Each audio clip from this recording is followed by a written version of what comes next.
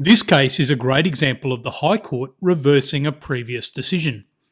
The previous decision was Cook against Cook. I'll link to that case note in the description.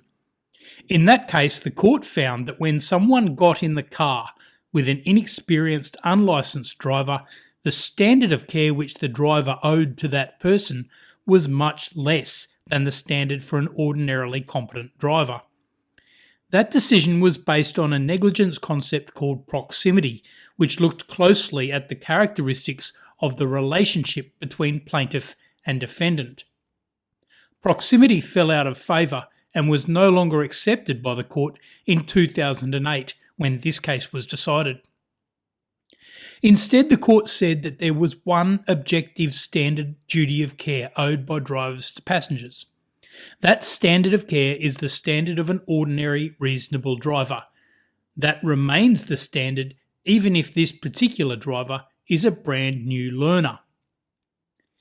In Imbrie and McNeill, Imbrie took his teenage son and some friends on an outback four-wheel drive adventure. McNeill was 16 and didn't have his learner's permit, but Imbrie allowed him to drive on an outback dirt road. They came across some road debris. All McNeill needed to do was straddle the debris and carry on. Instead, he tried to go around at speed, then overcorrected, and the car rolled. Imbrie was left a tetraplegic. The court found that McNeill had owed Imbrie the ordinary duty of care that a driver owes to their passengers.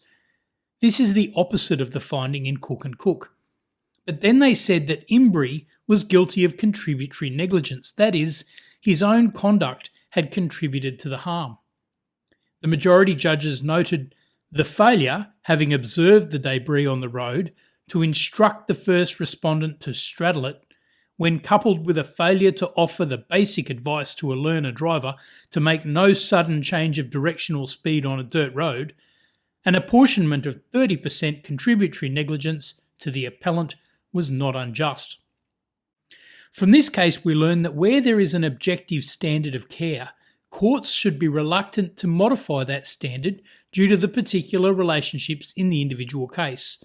In circumstances like this one, the answer lies in taking account of contributory negligence rather than by lowering the required duty of care.